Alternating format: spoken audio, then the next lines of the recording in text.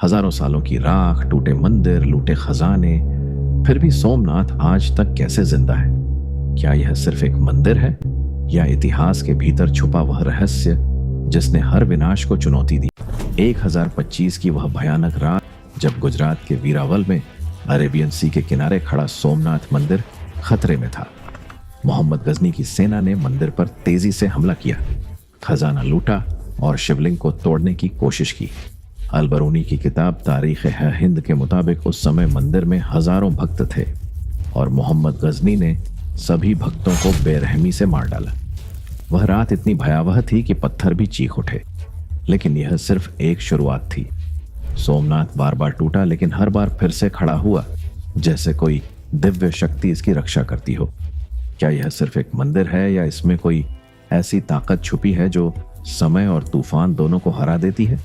क्यों सोमनाथ को भारत की आत्मा कहा जाता है और कैसे यह हजारों साल पुराना शिवलिंग आज भी अपनी चमक बरकरार रखता है? सोमनाथ मंदिर, जो भगवान शिव के 12 ज्योतिर्लिंगों में पहला माना जाता है, सिर्फ एक तीर्थ स्थल नहीं बल्कि रहस्यों का एक बड़ा खजाना है। कहते हैं यहाँ का शिवलिंग कभी हवा में तैरता था। क्या यह पुराने भारत की इंजीनियरिंग का अद्भुत नमूना था या कोई दिव्य शक्ति का राज? और वह श्यमंतक मणि जो महाभारत के मुताबिक भगवान कृष्ण से जुड़ी थी, क्या वह आज भी मंदिर के गर्भगृह में कहीं छुपी है?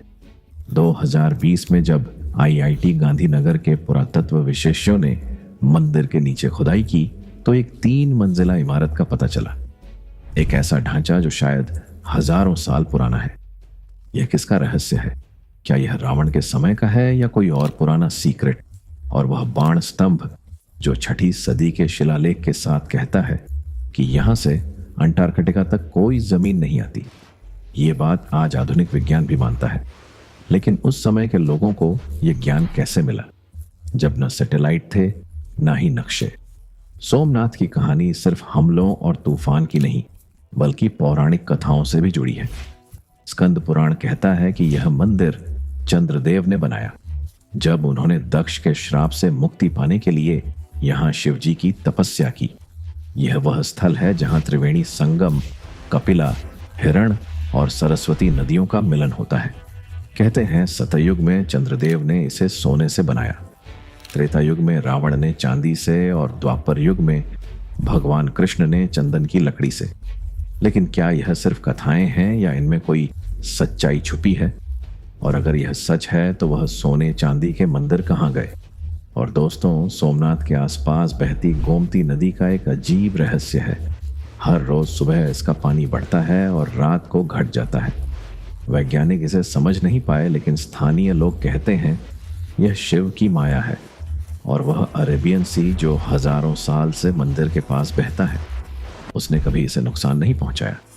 कई तूफान आए, समुद्र के उफनते पानी ने दुनिया के कई हिस्सों को तबाह किया, लेकिन सोमनाथ अपनी जगह पर अडिग रहा। क्या यह सिर्फ संयोग है या प्रकृति खुद इस मंदिर की रक्षा करती है?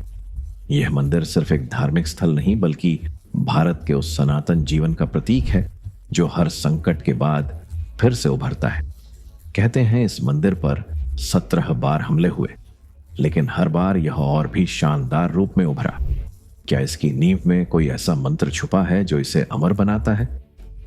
आज भी हर साल लाखों भक्त यहाँ अपनी मनोकामना लेकर आते हैं और कहते हैं कि सोमनाथ के दर्शन से हर पाप धुल जाता है। तो दोस्तों, क्या आप तैयार हैं इस रहस्यमय यात्रा के लिए? यह कहानी सिर्फ एक मंदिर की नहीं बल्कि उस आस्था की है जो हजारों साल से चलती आ रही है। इस सफर में हम खोलेंगे सोमनाथ के वह राज जो आपके होश उड़ा देंगे। क्या यह मंदिर सच में चंद्रदेव ने बनाया? क्या समंतक मणि आज भी यहाँ है?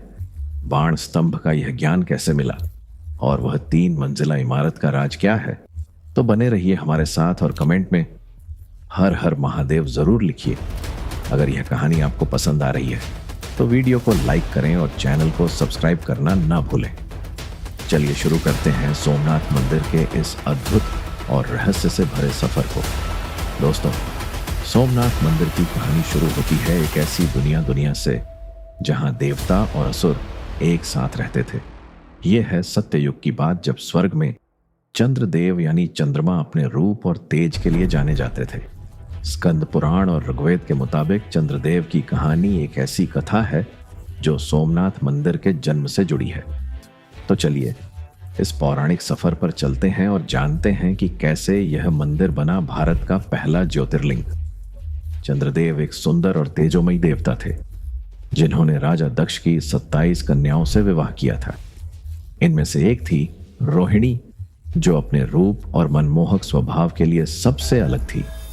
चंद्रदेव का दिल रोहिणी पे ऐसे लगा कि वह अपना ज्यादातर समय उसी के साथ बिताने लगे। बाकी 26 कन्याओं को यह बात बिल्कुल पसंद नहीं आई।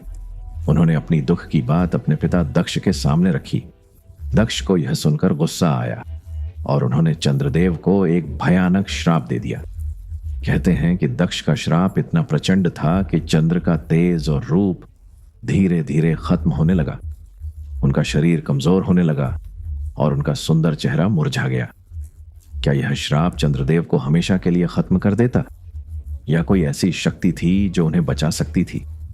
बिल्कुल बेबस और दुख में डूबे चंद्रदेव ने देवताओं के देवता ब्रह्मा जी से मदद मांगी। ब्रह्मा जी ने उन्हें एक रास्ता दिखाया। जाओ, धरती पर प्रभास पाटन के उस पवित्र स्थल पर जाओ जहां त्रिवेणी संगम है। वहां भगवान शिव की तपस्या करो। पर यह तो सिर्फ शुरुआत थी। सोमनाथ के पत्थरों में बंद वो राज जिन्हें इतिहास ने दफन कर दिया, हम उन्हें उजागर करेंगे पार्ट 2 में। अगर आप सच तक पहुंचना चाहते हैं तो अभी चैनल द हिडन भारत को सब्सक्राइब कीजिए, क्योंकि आगे जो खुलासे होंगे वे सब की सोच हिला देंगे।